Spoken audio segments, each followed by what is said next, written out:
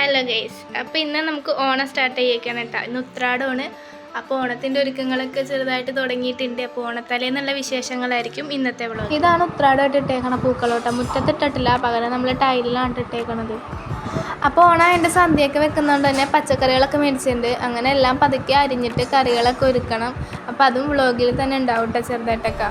അമ്മ അപ്പോൾ അടുക്കളയിൽ പലഹാരങ്ങളൊക്കെ ഉണ്ടാക്കാൻ തുടങ്ങിയിട്ടുണ്ട് കേട്ടോ. എന്നതാണ് അമ്മ ഉണ്ടാക്കുന്നത്?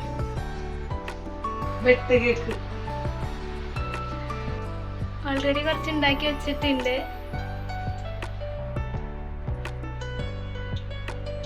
അപ്പോൾ ഓണത്തിന്റെ തലേന്ന് ദിവസത്തെ പരിപാടികളൊക്കെ ഈ ഒരു വ്ളോഗിൽ ഉൾപ്പെടുത്തുന്നതാണ്.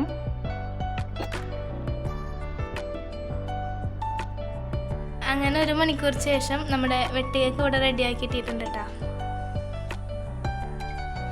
അമ്മ അപ്പം ഇഞ്ചി അച്ചാർ ഉണ്ടാക്കിയിട്ടുണ്ടായിരുന്നു കേട്ടോ. അപ്പം ഉണ്ടാക്കണമെന്ന് എനിക്ക് വീഡിയോ എടുക്കാൻ പറ്റിയിട്ടുണ്ടായിരുന്നു.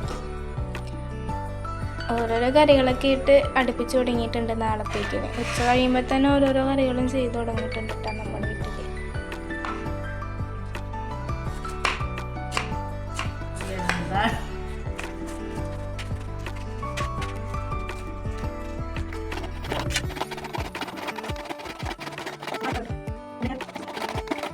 പൈനാപ്പിൾ കറിക്ക് വേണ്ടിയിട്ടുള്ള ഇൻഗ്രീഡിയൻസ് ഒക്കെ ഇവിടെ റെഡിയാക്കി വെച്ചിട്ടുണ്ട്.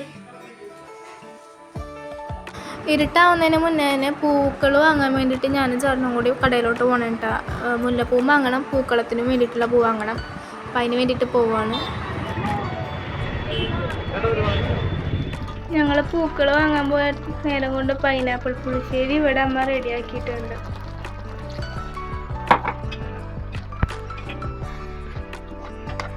നമ്മുടെ അടുത്ത കറി പച്ചടി കൂടി റെഡി ആയിട്ടുണ്ട് കേട്ടോ. ഓരോരോ കറികളായിട്ട് തീർത്തുകൊണ്ട് തന്നെയാണ്. ബാക്കി കറികളൊക്കെ നാളെയാണ് വെക്കുന്നത്. അപ്പം അത് ഓണത്തിൻ്റെ ഡേ വ്ളോഗിലേ ആ കറികളുടെ ഉണ്ടാവുള്ളൂ. പൂക്കൾ അരിഞ്ഞുകൊണ്ടിരിക്കണതിൻ്റെ ഇടയിൽ കൂടി അമ്മയും കൂടി വന്നിരുന്നിട്ടുണ്ട് കേട്ടോ പൂക്കളൊക്കെ അരിഞ്ഞു തരാനായിട്ട്.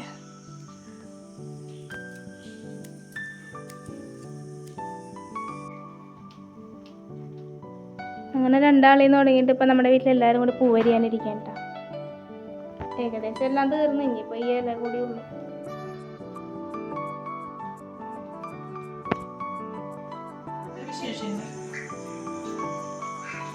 ഇന്നത്തെ വിശേഷങ്ങൾ ഇവിടെ അവസാനിക്കുന്നു.